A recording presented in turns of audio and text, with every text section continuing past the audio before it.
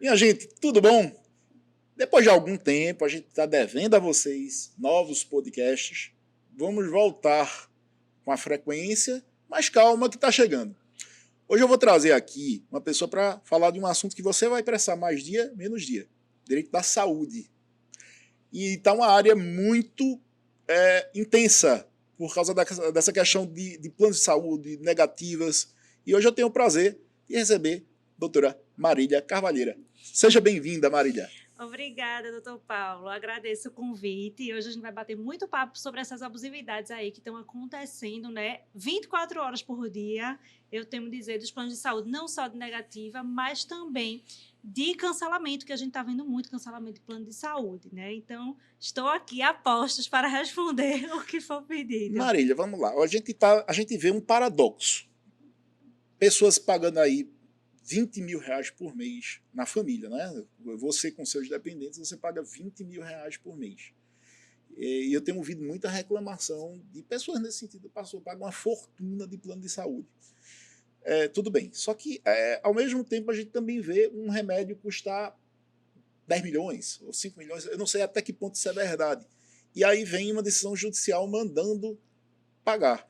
E eu sempre fico imaginando qual é o ponto de equilíbrio. Porque, afinal de contas, o plano de saúde também não é uma...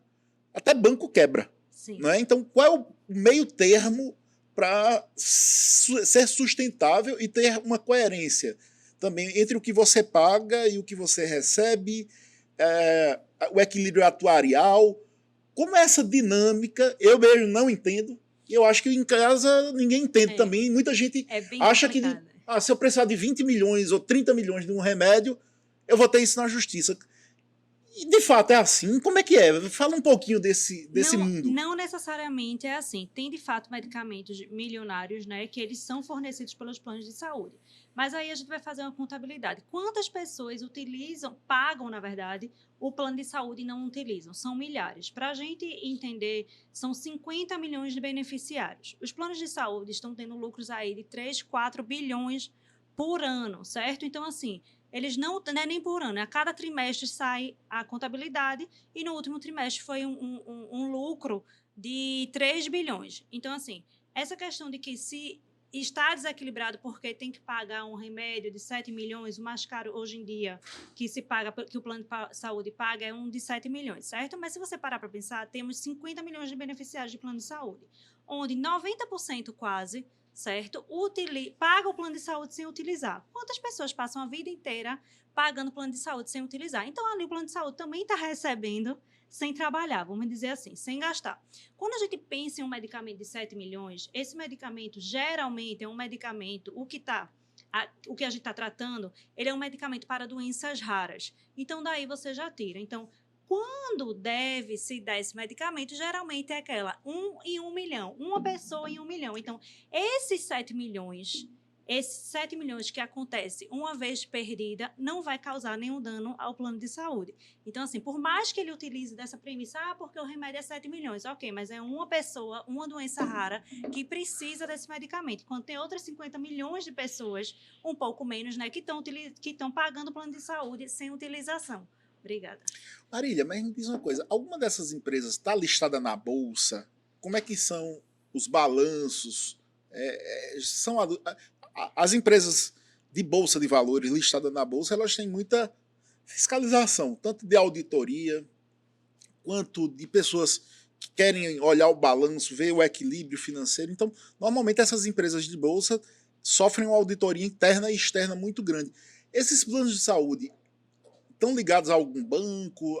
Tem algum tipo de auditoria popular? Como é que estão os números? Onde é que se extrai esses números? Na verdade, os números são os próprios planos de saúde que fornecem a ANS, que é a agência reguladora. E a partir desses números que são passados para a ANS, é a própria ANS que faz o balanço, contabilizando todos os planos de saúde. Então, ela recebe a documentação dos planos de saúde e ela faz esse balanço, né, do que está entrando, do que está saindo, do que está sendo gasto efetivamente com tratamento, do que está sendo gasto efetivamente com administração, né, do que está sendo ali recebido por mensalidade e até dos lucros de investimento do plano de saúde, ela faz esse balanço também. Então, é a própria ANS.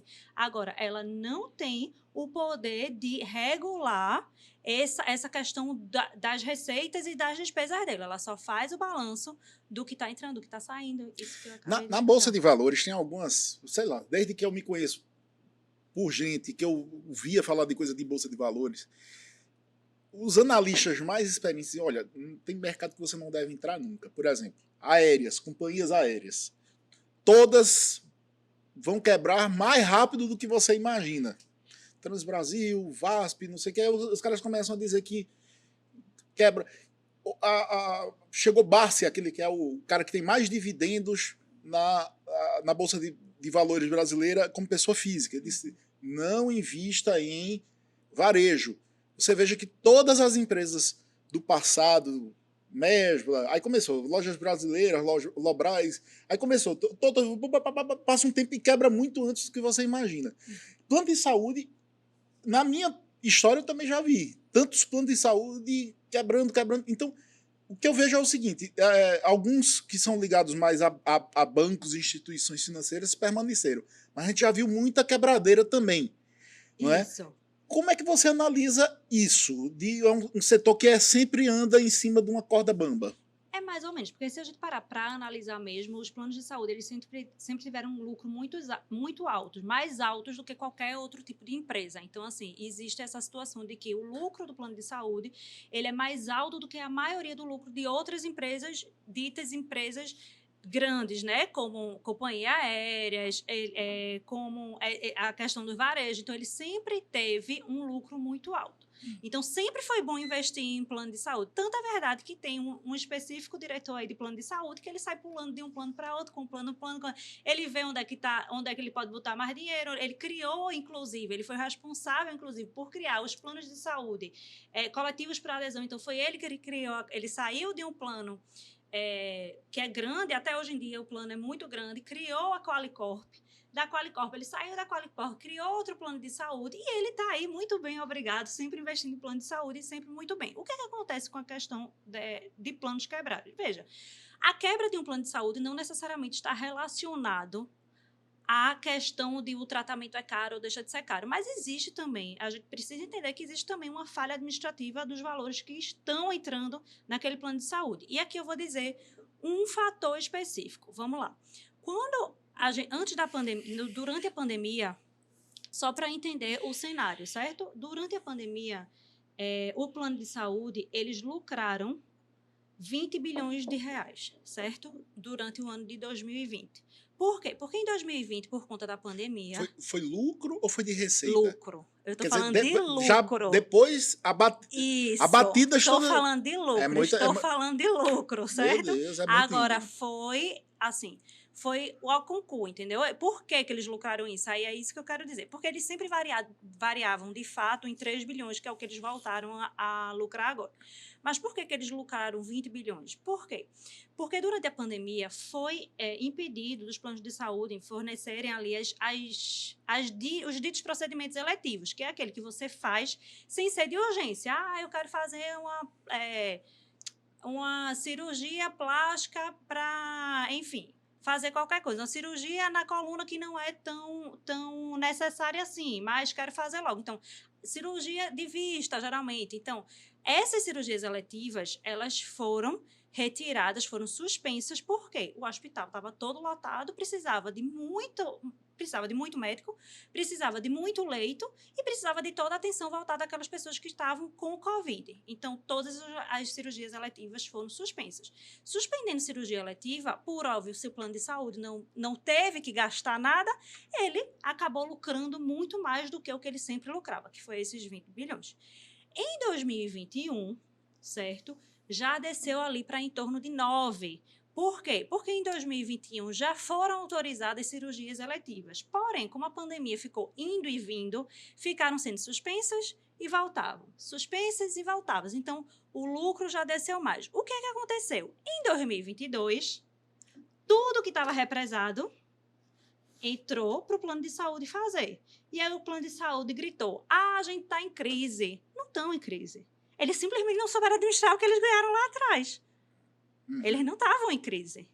Óbvio que o custo em 2022 foi muito mais alto, e por conta disso foi quando eles tiveram ali aquela receita negativa, inclusive. Por quê? Porque tudo que estava represado foi utilizado. Então, o que estava represado em 2 anos foi utilizado. Ô Marília, e engraçado, eu acho que a gente só vai entender a dimensão da Covid muito mais na frente. Uma década, duas décadas, até a gente ainda está passando pelos ajustes. Para você ter ideia, eu ouvi de amigos, cirurgiões plásticos, os caras disseram, meu Deus, isso arrebentou com minha vida, porque aquele monte de gente querendo fazer cirurgia para ficar bonito, nem dava para fazer, eu não tinha enfermeiro, eu não tinha equipe, as Não pessoas tinha tinham sala medo, de hospital. não tinha sala de hospital, exatamente. Eu tinha, tipo, se eu precisar de um UTI, as enfermeiras estão tudo na ala vermelha do hospital. Então, assim, esses caras passaram muito tempo sem, Isso. aspas, ganhar dinheiro. As enfermeiras, que eu tenho visto isso aqui no escritório, uma boa parte ficou com problema de saúde mental. Sabe? Parabéns para você, enfermeira, mas assim, é recorrente. Disseram, olha, foi uma guerra. Imagina uma guerra, a gente passou uma guerra. Passar 24 horas acordado, de médico, na melhor das intenções, mas botar muita pressão na gente, porque precisavam manter as pessoas vivas. E foi muita pressão. Então, foi um estado de guerra que a gente ainda não conseguiu dimensionar, né? Aí vem o plano de saúde, esses impactos se ganhou mais lá, e por quê? É porque eu, como leigo, imaginava o seguinte, pandemia, esses caras gastaram muito mais. Não. Imagina, né? Todo mundo se internou, todo mundo... Exatamente, mas não, porque as cirurgias eletivas estavam suspensas. Então, eles gastaram com as emergências, né? E as emergências já estão contabilizadas no total do custo dele, vamos dizer assim. Eles têm um custo contabilizado de emergência. Por quê? Porque todo paciente, querendo ou não, vai estar na emergência. Tem sempre paciente que estará na emergência, na UTI. Então, isso é contabilizado mensalmente. Então, por mais que tivesse pacientes na UTI, esses pacientes já eram contabilizados na questão dos custos dele. O que não é contabilizado na maioria das vezes são eletivas, porque ele não sabe quando é que eu vou fazer uma cirurgia eletiva ou não, mas ele sabe que tantos por cento dos pacientes dele vão estar ali internados na UTI ou internado no ambulatório, enfim, aquelas pessoas que fazem tratamento continuado que não puderam parar já estavam ali contabilizados, mas de fato foi uma falha administrativa. Eu vejo como uma falha administrativa financeira essa questão de dizer que a gente teve uma receita negativa e estão em crise. Não estava em crise. Porque não estava. Porque quem lucrou 20 milhões não podia dizer que estava em crise. Então, a questão é essa. Tanto que no final de 2022, o primeiro e o segundo trimestre de 2022 foi ruim para o plano de saúde, de fato, que foi essa questão que teve ali, o negativo. Em meados de o terceiro trimestre, eles já melhoraram, e o último trimestre, eles já estavam bem ali, lucrando, não lucrando o que eles lucram, mas já estavam lucrando novamente, né? E em 2023 eles voltaram, a renda deles, o lucro deles normatizaram, né? Marília, como advogado, eu acho que recebo muitos anúncios direcionados para advogados. E o que eu tenho visto no meu Instagram ultimamente é o seguinte, houve uma explosão de cursos para ensinar você a fazer direito da saúde. Eu acho que passo 2 fotos e vem uma propaganda me oferecendo um curso. Reajuste de contrato, internação. Então, o que eu estou vendo é o seguinte, pelo menos eu percebo de fora, que há um verdadeiro mercado ávido de você ensinar novos advogados. Advogados ensinando para advogados como é que faz para ganhar muito dinheiro na área de saúde. E é o tempo todo, olha, dá para fazer no país todo, você é uma área nova, uma área isso. Que profusão, como foi essa explosão? Que eu não sei se você está sentindo, mas é muito anúncio, né? Agora sim, como foi isso, eu também não sei lhe dizer, entendeu? Eu trabalho com direito da saúde desde a época que eu era estagiária, então assim, eu estou dentro dessa área há muito tempo e tenho notado sim o crescimento nessa questão de advogados querendo entrar na área. O que é que eu acho que aconteceu? os planos de saúde, eles aumentaram as abusividades, certo? Então, quando você aumenta a abusividade, quando você aumenta o foco em você, porque, veja, atualmente o plano de saúde tem feito tanta coisa errada que ele está sempre em foco. Sempre. Não tem uma semana que não sai uma reportagem sobre o plano de saúde cancelou o contrato de uma pessoa que estava fazendo tratamento de câncer. O plano de saúde cancelou o home care de um idoso. O plano de saúde cancelou milhares de contratos. Isso é o que se fala agora, né? Exatamente. É só o que se fala. Aí você pensa o quê? Na hora que você aumenta o foco, naturalmente você aumenta pessoas querendo trabalhar com aquele foco, que está em alta. Falando nesse assunto que está tão. Quase todo dia eu escuto alguma coisa. Olha, estão cancelando as pessoas mais frágeis, justamente as pessoas mais frágeis. Aí daqui a pouco, não, estão cancelando todos os dependentes. Tem muito ruído que chega na. Não, mas não é ruído, é tudo verdade. É verdade. Tudo verdade. O que aconteceu? Existia uma compra de um plano de saúde determinado, e quando esse plano de saúde foi comprado, o novo sócio da empresa, porque são vários sócios, né? Esse sócio específico que comprou essa parte, ele disse assim, é melhor a gente cancelar todos os contratos coletivos por adesão. O que são contratos coletivos por adesão? Contratos coletivos por adesão são aqueles contratos que a pessoa faz através de uma entidade, tipo eu. Se eu quiser fazer, eu posso fazer através da OAB, pela CAAP e entrar no plano de saúde coletivo por adesão, que é administrado por uma administradora, seja a Qualicorp, seja a Alquer, seja a Alcance, certo? Então, ele resolveu cancelar todos os contratos, porque ele dizia que, para eles, financeiramente, não era válido manter aquele contrato. Eu fiquei até preocupado agora, que o meu, eu acho que é um desses. Eu não recebi notificação até agora, não, mas foi muito em voga, né? Depois a gente vê qual é Aff, Maria. E engraçado é que eu vejo gente que só por causa desses ruídos, tem gente que está assim, numa aflição imensa de dizer, se eu perder o plano de saúde, eu morro. O cara nem está com algum problema, mas a tensão de perder o plano de saúde é tão forte que aí eles já estão ficando doentes por antecipação. Pois tem mais porque você fica com medo, né, de ficar sem cobertura de plano de saúde. Sim. E aí o que acontece? Quando eles cancelaram, foram literalmente milhares de contratos cancelados. Ao mesmo tempo. Ao mesmo tempo. Por exemplo, você era de um determinado grupo, por exemplo, sei lá, o advogado, ou você era engenheiro ou contador, e você estava num plano de saúde ligado ao seu conselho, por exemplo. Aí eles teve conselhos, por exemplo, que eles ligaram todo mundo uma vez? Não, eles ligaram todos de qualquer conselho, de qualquer entidade daquele plano de saúde específico, certo? Eles não queriam mais contratos coletivos por adesão. Se eu não me engano, mas aí eu tenho que verificar, certo? Mas se eu não me engano, foram 50 mil contratos cancelados ao mesmo tempo. Então, na hora que acontece isso, explode, por óbvio. E aí saiu em todas as mídias, ficou em alta. Então, sempre quando alguma coisa de plano de saúde está em alta, a gente percebe. Sim, as pessoas... é a mão invisível do mercado, exatamente, né? Exatamente, né? E aí, por conta disso que houve também esse aumento de custos. Porque o que acontece? Muita gente, antigamente, de fato, era assim... As pessoas diziam assim, é contra plano de saúde, pode entrar que ganha. E hoje em dia não é mais assim. Então, você realmente precisa ser especializado para conseguir tratar de demandas de planos de saúde. Óbvio, tem umas mais fáceis e tem outras mais difíceis, como qualquer direito. Mas você entrar com... Eu pego muito processo, infelizmente, de colegas que fizeram alguma besteira pelo meio do caminho e a gente tem que arrumar ali, porque justamente tem essa ideia ainda de que não é contra plano de saúde, entra que o juiz dá. Não é assim mais.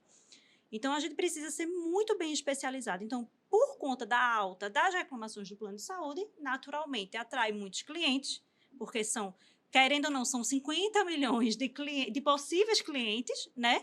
E atrai também advogado querendo aprender sobre a área. E aí, cursos são lançados para poder ajudar essas pessoas que estão entrando aí na área, né? De fato, eu notei esse aumento, mas eu acho que é justamente por conta dessa situação que eu falei. Olha, gente, eu não sou... Eu tenho 47, eu não tenho para que esconder minha idade, não. Eu ainda tenho muita dificuldade de, digamos, atender virtualmente. Por exemplo, se eu pegasse um caso do Rio Grande do Sul, eu sou da velha guarda, eu não saberia muito lidar ainda com esse direito digital no sentido de você, sei lá, conhecer uma pessoa do Rio Grande do Sul, o cliente entrar em contato contigo através de um aplicativo, aí você fazer Uma análise, né? uma análise online, daqui a pouco ele manda a documentação online. Mas assim, como é que tá? É verdade isso? O pessoal lá do Amazonas te Exatamente. procura? Como é que Me tá essa, procura. como é que tá Me essa questão? procura a gente sempre recebe cliente do Brasil inteiro mesmo, certo? De norte a sul. O que acontece muitas vezes? Tem determinados tribunais, tem determinados estados que a gente já percebeu que não adianta eu estar aqui para tentar fazer alguma coisa em um determinado estado. Por quê? Porque não funciona. Não, alguns estados, graças a Deus, você consegue fazer tudo virtualmente. Tem outros estados que não. Então, de fato, com a experiência, quando você vai pegando, a pessoa chega para você e você diz, é melhor você procurar alguém daí, porque daqui eu vou conseguir fazer pouca coisa, eu não consigo despachar, a gente não consegue, às vezes, contato com ninguém, com nenhum servidor, com nada, com magistrado, então nem se fala. Então, assim, eu digo, é melhor alguém daí, porque vai poder ir para o fórum, bater na porta e dizer, abra que eu preciso despachar, entendeu? Agora mas assim, o cara lá, sei lá, no interior da Amazônia, por exemplo, às vezes ele realmente nem tem uma pessoa naquela região específica para poder atender. Então faz sentido você procurar uma pessoa fora. Mas ao mesmo tempo. Porque a pessoa fora vai estar ali. Geralmente, a pessoa fora que eles encontram são justamente as pessoas que estão na rede social, vamos dizer assim. Então, eles conseguem encontrar. Mas a gente, por exemplo, a gente que trabalha com direito da saúde, a gente tem um grupo que tem advogados do Brasil inteiro. Então, muitas vezes eu faço, estou com um caso aqui, por exemplo, da Amazônia, que alguém quer pegar, alguém quer de lá, pronto, aí, eu vou indicar uma pessoa para você. Aí indico, entendeu? Entendi. E me diz uma coisa, em relação a esses planos de saúde antigos, que se fala tanto, se for, eu já vi isso graças aos colegas que estão dizendo, olha, aprenda a advogar no contrato de saúde. Se o plano for anterior a 95, eu digo, rapaz, tem contrato em 95 ainda vigente. Na minha cabeça, não teria mais, mas ainda elas são tão enfáticas em dizer, olha, tem contrato antes de 95. Como é esse marco temporal que elas falam tanto? Só para você entender, o meu contrato é de 89. Meu Deus. Então, tem contratos antigos. Porque o que acontece? Até a lei de planos de saúde, ela só entrou em vigência em 1999. Então, foi a partir de 1999 que os reajustes eles foram regulados, certo? Então, em 99 eles foram regulados. De 99 para trás, eles não eram regulamentados. Então, o que é que acontece? Muito nesses contratos de 99 para trás. O plano de saúde coloca uma cláusula dizendo que vai ter um reajuste de faixa etária, por exemplo, mas não diz qual foi o reajuste, qual vai ser o reajuste. Então, muitas vezes, quando a gente completa a faixa etária, a gente se depara com um reajuste, por exemplo, de 100% de faixa etária, que não está lá discriminado. Então, o que é que o STJ disse? Reajuste só é legal se tiver discriminado em contrato. Se não tiver discriminado em contrato, não é legal. A discriminação teria que ser um índice... O índice específico, por exemplo... INPC, IPCAE, não, qualquer coisa assim. É porque o reajuste de faixa etária, quem determina é o próprio plano de saúde. Existe esse porém também. Só que se ele tiver lá, que ele utiliza cálculos atuariais, enfim.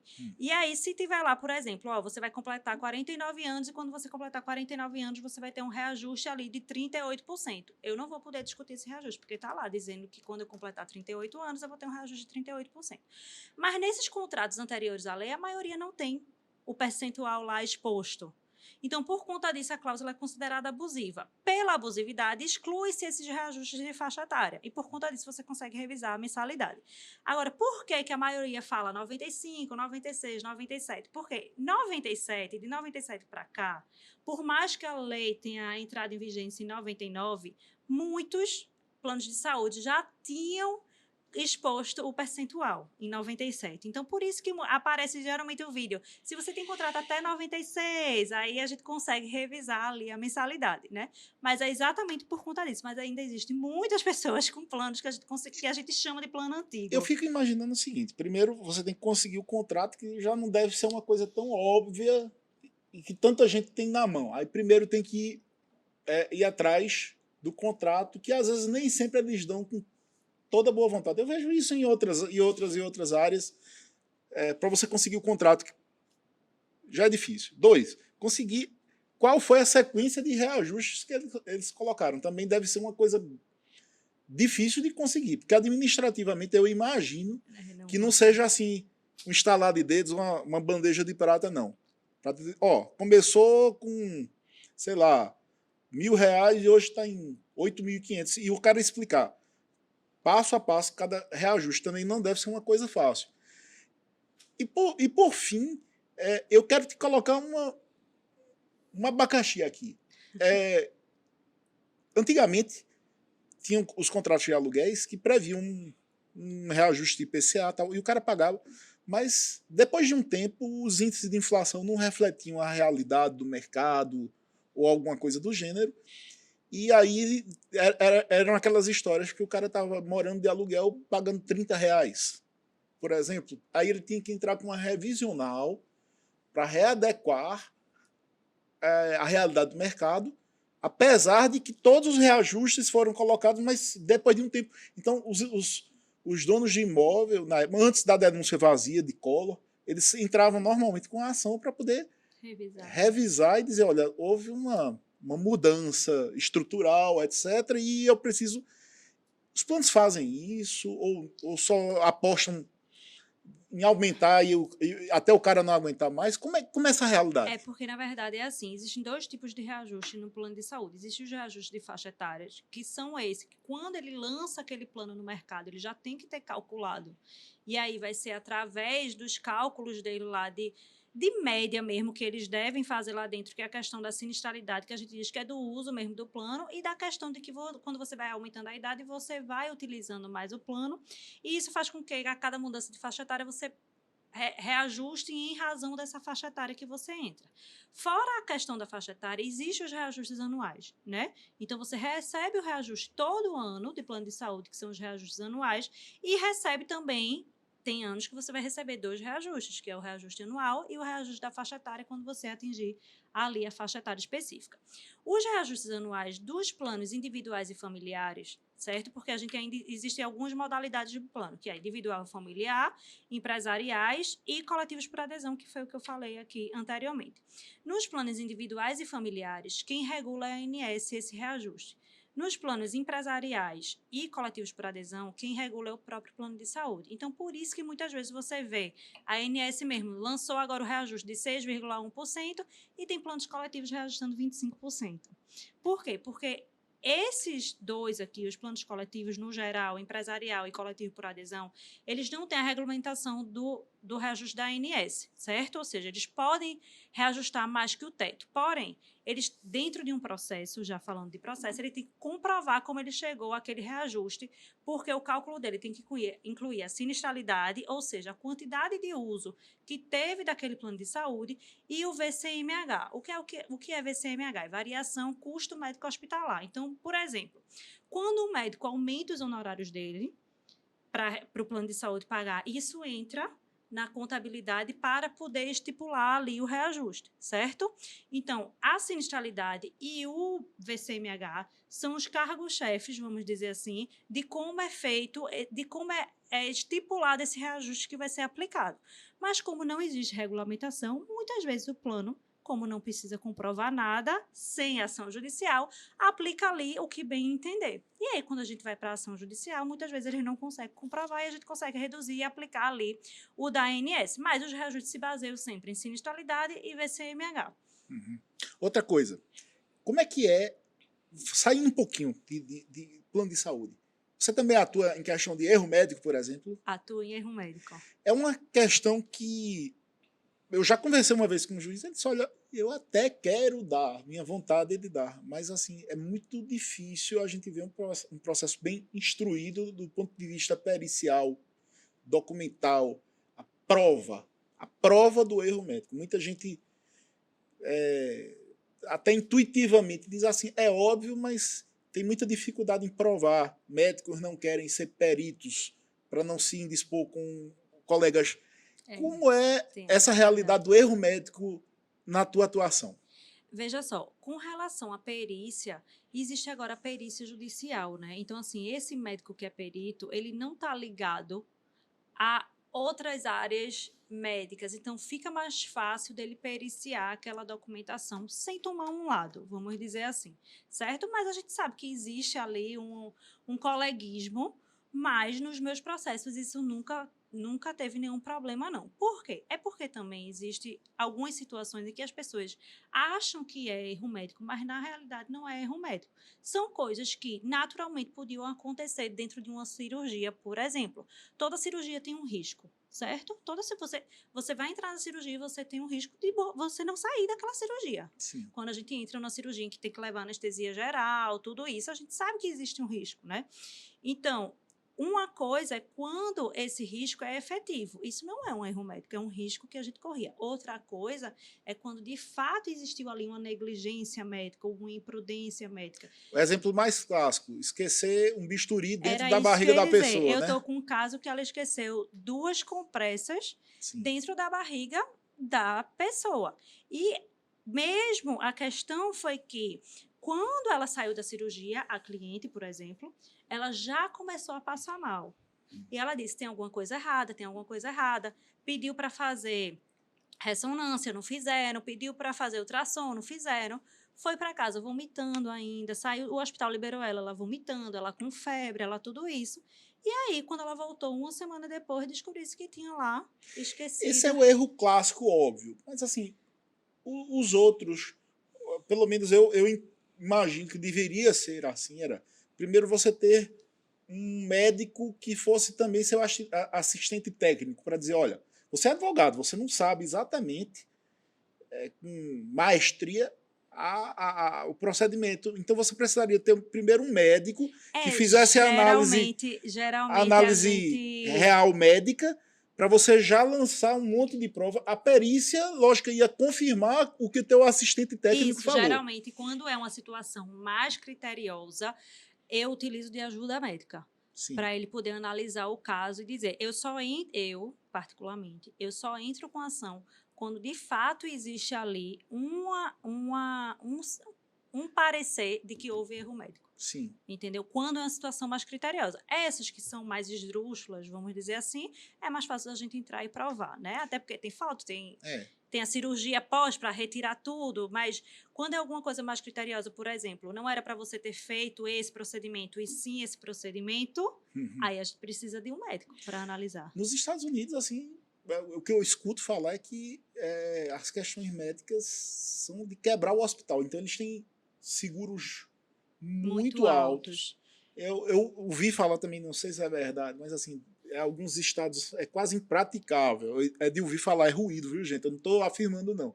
Mas eu ouvi falar que, por exemplo, teve uma época que não estava nascendo pessoas na Califórnia porque os médicos estavam com tanto medo da justiça da Califórnia que eles tinham que atravessar a fronteira e ia ter a criança no estado vizinho, porque o risco, se acontecer, lógico que podia acontecer em qualquer, mas no outro estado não era tão porrada como era na Califórnia. É a história que a gente escuta. E aí houve até uma evasão dos médicos de lá. Eu não acredito exatamente nisso, não, mas deve ter algum fundo de verdade. Essa realidade foi importada de alguma maneira? Como é que é vista essa situação aqui no Brasil? Não, eu acho que não. Eu acho que aqui a justiça é bem criteriosa com relação à questão de erro médico. Porque, assim, muita gente espera resultado do tratamento. E, no final das contas, o médico não trabalha com o resultado. Então, não é porque você não teve o resultado esperado que aquilo ali é considerado um erro médico. E isso é um dos erros que as pessoas entram no processo para dizer que é erro médico porque não teve ali o resultado esperado, ou porque ficou com uma cicatriz que não deveria ficar, enfim. Então, aqui eu entendo, a justiça é bem criteriosa no sentido de que só é o médico se houve de fato ali negligência, imprudência ou imperícia.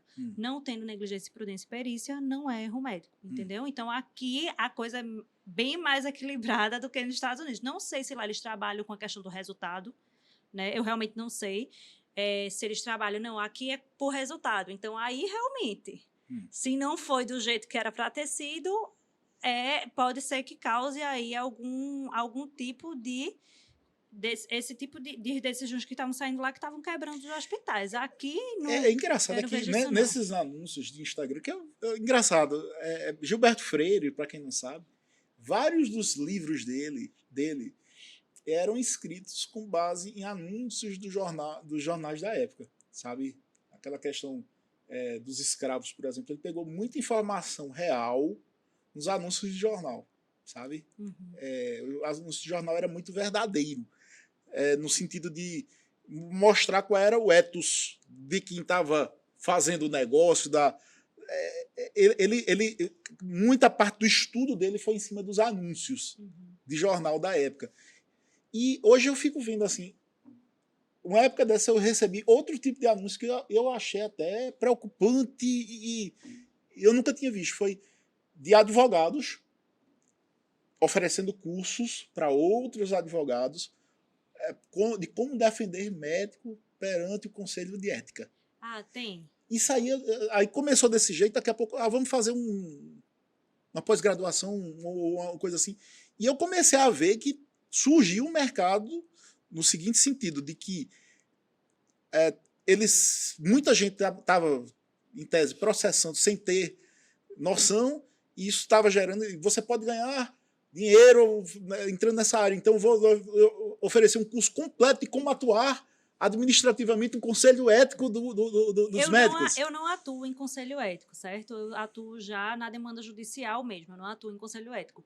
Mas o que é que acontecia muitas vezes? A pessoa, o paciente, na hora que fazia a denúncia lá, ele achava que aquilo ali era só vou fazer a denúncia e pronto. Mas não, ele é chamado para uma audiência no conselho, o médico é chamado para uma audiência, tem testemunha, é como se fosse uma audiência judicial, só que dentro do conselho. Por quê? Porque administrativamente o médico pode perder muito, inclusive a carteira, sem precisar entrar no judiciário. Então, assim, dependendo do que aconteceu, como médico, é bom você estar lá com um advogado, né? Mas geralmente eles têm um sindicato. Na maioria das vezes ele tem os sindicatos dos médicos que defendem ele dentro desses conselhos, né? Mas dependendo do que aconteceu, porque veja, você como profissional, você sabe quando você errou, né? Então, dependendo do que aconteceu, de fato, é necessário ali que você esteja com defesa. O que me chamou a atenção foi o seguinte, eu nunca tinha ouvido falar de alguém que fosse, aspas, especializado, aspas, em fazer defesa no Conselho de Ética. Em qualquer área, de contabilidade, medicina, enfermagem. Assim, eventualmente você faria uma defesa, mas não ter uma especialidade naquele tipo de defesa. Então, se surgiu aquela história que a gente falou, se a mão do mercado colocou a mão ali, é porque tem um mercado por trás. E aí eu conversei isso com um médico conhecido, ele disse, realmente, tá assim, muita gente não sabe avaliar se houve um erro médico, e é muito fácil você chegar, simplesmente você presta uma queixa, sem ter tido uma prova, um assistente técnico, você só tem o seu sentimento, o seu achismo, mas vai e coloca. Então, alguns médicos, aspas, estavam tendo que... E ele disse, é verdade, é muita gente que não tem o critério de avaliação, mas denuncia. A vizinhança toda, por exemplo, morre uma mulher, a vizinhança toda foi erro médico, bota na cabeça da pessoa, e a pessoa, sem fazer um estudo prévio, vai lá e faz uma denúncia, tanto na justiça. A justiça é um pouco mais difícil, que ele tem que procurar um advogado, o advogado vai fazer uma pré-seleção. Mas no conselho, aí ele disse, não, é verdade do cara fazer a queixa só com base no sentimento. Era isso que eu ia dizer, porque no conselho é mais fácil você chegar lá. Você chega lá para fazer a queixa, para você denunciar, né? Você não precisa de ninguém, você só precisa chegar lá, pegar a fichinha e denunciar, mostrar o que é que aconteceu. Às vezes eles pedem documentação e aí você leva a documentação. É como se fosse, vamos dizer assim, tão fácil quanto o juizado. Se você estivesse sem advogado, você conseguir entrar. A gente aconselha? Não. Sem advogado? Não. Mas é muito mais fácil você conseguir, diferente da justiça comum, né? Que você realmente precisa contratar um advogado. Eu vou até dar uma sugestão, então, de se criar, não obrigatoriamente, mas facultativamente, uma espécie de defensoria para as pessoas primeiro procurarem um advogado para ver se o que ela está sentindo faz lé com cré. E não entrar com uma coisa que de repente pode gerar uma... Tem muitas denúncias no Conselho de Médico, muitas. E muitas o médico é condenado. É porque a gente... Assim, não é uma coisa que está sempre na mídia, mas o Conselho de Ética Médica, ele pega realmente no pé dos médicos, entendeu? Então, ele... Que a gente escuta que eles só se protegem, né? Não, mas tem certas situações realmente que eles caçam carteira, que eles... Entendeu? Então, assim, tem que ter muito cuidado mesmo do que está acontecendo ali dentro. Assim, o médico tem que prestar muita atenção também na defesa dele, não só a pessoa que entra, né? Não só a pessoa que faz a denúncia, mas o médico também tem que prestar atenção na defesa dele, porque existia muito isso. Não vai dar em nada mesmo, e acabava dando, entendeu? Então, Sim, hoje em dia, como a mentalidade mudou, até porque eu digo que a mentalidade mudou justamente por conta dessa questão de rede social, né?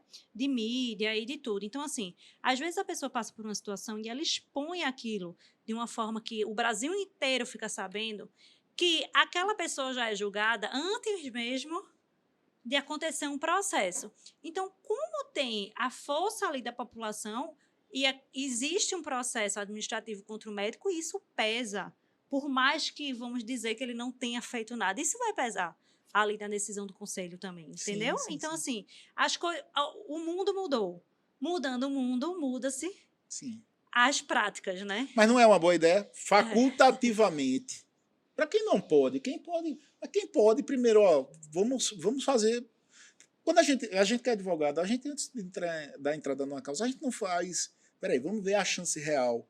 Vamos ver também a chance de uma reversão, de você, de acusador virar acusado, responder, ter que pagar honorários. Sim. A gente sempre faz uma análise para ver se aquela queixa é substancial ou se é uma coisa que, lógico, se você quiser entrar, pode, mas assim, facultativamente deveria ter, né? Era uma Sim. ideia dessa para haver um filtro, conversar. Olha, vamos vir para ver se é real ou só é intuição de minha ou uma conversa de vizinho, alguma coisa Mas assim. antes deles abrirem a sindicância, eles avaliam, né? Não é você fez, eles vão abrir, não. Eles avaliam ali aquela situação para poder abrir a sindicância, entendeu?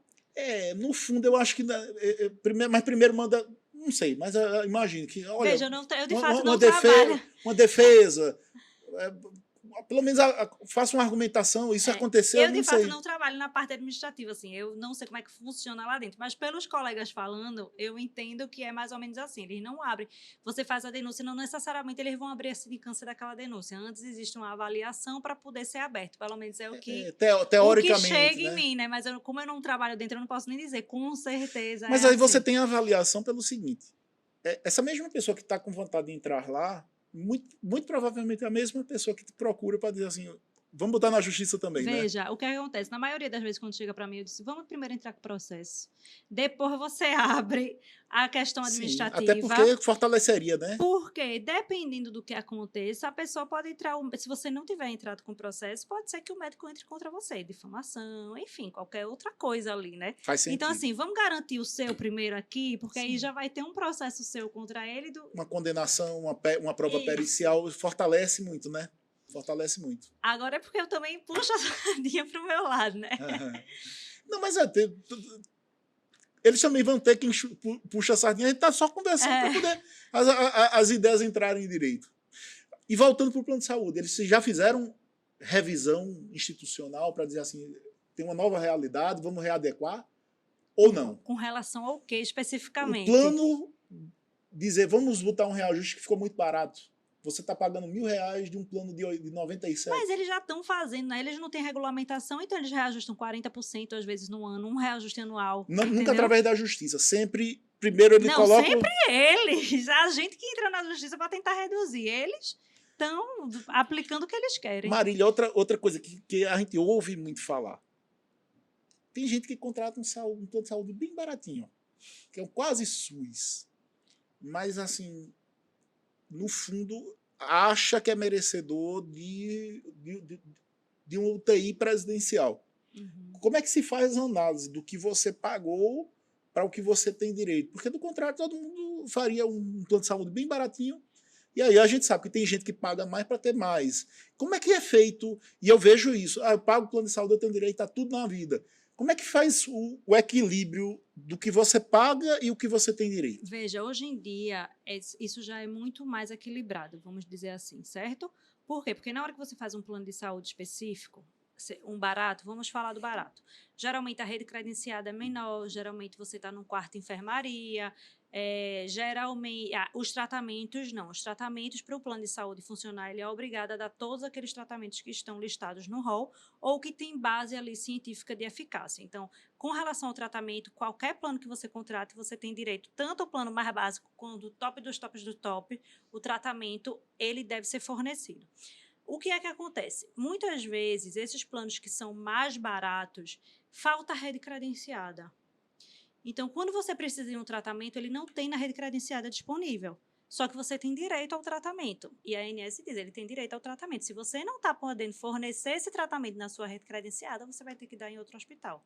Ou se você não tem vaga para ele na enfermaria, você vai ter que colocar ele num quarto individual. Entendeu? Só que não é porque eu quero que eu vou. Para eu ir hoje em dia, eu preciso que o serviço do meu plano de saúde para aquela contratação que eu fiz esteja falho. E geralmente esses planos de saúde mais baratos, o serviço é falho. E aí por isso que se consegue vamos dizer assim, um tratamento melhor, não pelo tratamento em si, mas porque vai para um hospital melhor, vamos dizer assim, que não estava na rede credenciada dele inicialmente, mas ele precisou colocar lá porque não tinha vaga na rede credenciada dele. Muitos planos de saúde, principalmente esses baratos, o que é que eles fazem? Não tem aqui, vou mandar para o SUS. Eles não podem fazer isso. Eles têm que mandar para outro hospital particular.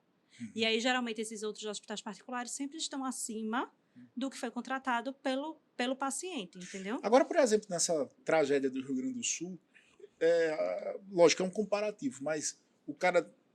Eu vi alguns depoimentos de que as seguradoras estão dizendo: olha, você poderia ter contratado inundação, destruição por inundação, mas você só contratou roubo e incêndio. Só que o cara, na hora que foi assinar, bom, tá implícito que minha perda seria qualquer perda. E aí eles estão indo muito em cima do. Eu só vou cobrir, por exemplo, até boto inundação, mas se a inundação for na sua casa. Se estivesse fora da sua casa, fora da sua garagem, não pago.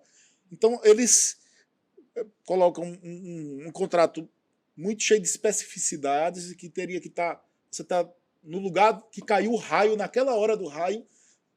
Isso acontece também no plano de saúde, eles se reportam ao contrato para dizer, olha, não está previsto. Eles tentam se reportar ao contrato, mas acontece que existe uma lei superior já, que regula o plano de saúde. Então, independentemente do que tem no contrato, se o contrato tiver ali cometendo alguma ilegalidade, não adianta o que tem no contrato, entendeu? O que está no contrato, ele não é válido, ele é nulo, aquela cláusula que tem ali é nula. Nos seguros, como eu não trabalho com outros seguros que não os seguros de plano de saúde, eu não sei se existe uma legislação específica para cada seguro, certo? Mas para o plano de saúde existe uma legislação específica. Então, para aquele contrato estar todo correto, ele precisa seguir. Se tiver alguma cláusula que a gente chama ali, uma cláusula excludente, ela é considerada uma cláusula abusiva, principalmente se ela for excludente de certas regulamentações que já estão constando em lei, que a lei é superior ao contrato, e aí, assim, não tem o que se falar, entendeu? Ô Marili, já que a gente está fechando, já está acabando o podcast, me diz uma coisa. O STJ, em outras situações, ele já entendeu, não foi de seguro-saúde especificamente, mas que nenhum contrato ele tem áreas de não caducar, de você um dia não poder sair fora do contrato. Então, eu sei que a lei proíbe o plano de cancelar o contrato, mas assim, o STJ em outras áreas já disse, olha, em algum momento você pode avisar que não vai mais interessar renovar em outras áreas do direito. Já foi colocado isso também para saber se o plano um dia pode dizer assim, não me interessou, mas eu estou te dando um prazo de 1 ano ou 2 anos, porque a gente vai encerrar a atividade ou vai sair dessa área. Como é que funciona exatamente no seguro-saúde? Veja, como eu disse, expliquei antes, existem 3 tipos de contratação: os individuais e familiares e os coletivos, os empresariais e os coletivos para adesão, que são coletivos, certo? Esses 2 aqui. Nos individuais e familiares, eles não podem cancelar o contrato da pessoa de forma unilateral, ou seja, não é mais interessante para mim, eu vou cancelar. Nos coletivos, eles podem fazer isso, legalmente falando. A lei permite que eles façam isso, desde que eles permitam, que eles deem uma notificação ali com 60 Prévia. dias, certo? É o que eles estão fazendo agora, não? Exatamente. Eu imaginei que eles estavam usando alguma coisa assim. Exatamente. Olha, te dou 90 dias, ou te dou 6 meses e vai se arrumando a vida que eu vou sair fora. Exatamente. Acontece que o STJ já decidiu que, ainda que eles estejam ali no direito deles de fazer isso, as pessoas que estão em tratamento não podem ter o plano dela cancelado. Certo. Então, eles podem cancelar daquela coletividade, que é o que está acontecendo. Eles se pegaram na lei de fato, só que eles esqueceram um detalhe: as pessoas que estão em tratamento, eles não podiam ter cancelado. Sim. Né? Então, ele tem uma notificação prévia de 60 dias até para a pessoa fazer a portabilidade. O que é que significa a portabilidade? A portabilidade é quando eu saio de um plano de saúde e vou para outro sem precisar cumprir carência, né? Porque quando a gente contrata o plano de saúde normal, estou entrando agora no plano de saúde, eu vou cumprir ali uma carência de 180 dias para começar a utilizar o plano de saúde, até para dar tempo dele se equilibrar ali. Então, 180 dias. Quando eu mando essa notificação, eu consigo fazer a portabilidade. Aquele cliente, se eu mando a notificação de 60 dias, mantenho ativo o plano dele durante 60 dias, ele tem 60 dias para ir para outro plano de saúde através da portabilidade de carências, que é o que a gente chama, assim, legalmente de compra de carências. O outro plano não é obrigado a contratar, né? Ele porque a ANS diz quais são os planos que você pode ir através da portabilidade de carência, e quando a ANS diz, porque você bota lá, estou saindo do plano tal, você bota todas as características do seu plano. Eu entendi, só que imagina, 3 seguradoras estão fazendo isso ao mesmo tempo. Aí você diz assim, ó, vou para esse outro plano, só que esse outro plano tá fazendo a mesma coisa do primeiro. Então tá todo mundo, aspas, se livrando dos indesejáveis, e se eu estou se livrando... Porque eu vou pegar os indesejáveis do outro plano. Mas veja, depende do que você está chamando de indesejável. Na cabeça deles, né? Não, eu sei. Na cabeça deles, né? Sim, não, mas o que eu estou dizendo é que o único plano de saúde que está cancelando esse contrato coletivo por adesão é um único só. Certo? Eu também não sabia. Eu imaginava que eram todos. É um único só que está cancelando esses contratos coletivos por adesão. Então, os outros planos de saúde ainda estão contratando entidades, estão fazendo contratos com entidades, com associação, com tudo, entendeu? E as pessoas que estão em tratamento, elas não podem sair desse plano aqui que está cancelando. Então, as pessoas que estão saudáveis, vamos dizer, vão conseguir entrar em outro plano. As pessoas que estão em tratamento vão ter que ser mantidas nesse plano até a alta médica, que na maioria das vezes essas pessoas que vão ficar são aquelas pessoas que não terão alta, então elas têm direito a permanecer. E eles estão fazendo esse critério, no fundo, esse cara está me custando caro demais, eu vou dar um jeitinho de tirar. Com certeza. Esse cara adoece demais, também vou tirar esse cara. Como é que o seu sentimento está? Qual o critério que eles estão utilizando para poder tirar os indesejáveis dele, da mira? Né? Qual é o critério que eles estão usando? Eles estão usando exatamente o gasto do plano de saúde. Esses daqui não me dão lucro, me dão gasto. Então, eles estão tirando por conta disso. Porque eles fazem uma conta matemática. Infelizmente, eles esquecem que eles estão lidando com vidas e lidam só com números. Porque aquelas pessoas que ficam atrás o tempo inteiro do administrativo esquecem que existe uma vida ali que eles estão cancelando, que eu digo muito isso, inclusive na minha rede social, eu digo o seguinte, eu queria ver se essa pessoa que está cancelando o contrato desses pacientes, se tivessem 10 pacientes na frente dela, as pessoas na frente dela, sim, ela ia ter coragem de dizer, você, saia. Sim. Não ia. Sim. É porque eles estão atrás do computador, eles estão vendo números só, eles não estão vendo que são vidas que podem morrer. Com o interrompimento desse tratamento. Então, o que é que eles fazem? Eles literalmente é número. E sempre foi, independentemente desses cancelamentos. Dentro do plano de saúde, vamos dizer que eles neguem 10 tratamentos. Sem falar de cancelamento, eles neguem 10 tratamentos. Desses 10 que eles negaram, 5 vão deixar para lá e vão pagar. 5 vão entrar na justiça. Desses 5, 1 vai perder, 4 vai ganhar. Então, ele ganhou 6.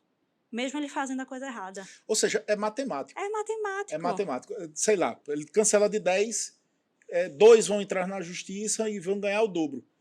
Mesmo assim, ganhando o dobro, o prejuízo é menor, do que manter aqueles 10. É menor. E isso eu vou dizer com toda certeza, porque, veja, o ministro Olga, ele fez uma palestra até aqui em Recife, que ele disse que apenas 0,5% das pessoas que tinham direito de entrar contra o plano de saúde, de fato, entravam. Ou seja, 0,5% apenas das pessoas que têm o tratamento negado entram na justiça. Sim. Quando poderia entrar muito mais. Então, o que a gente percebe nisso? O plano de saúde ganha muito se só 0,5% entra.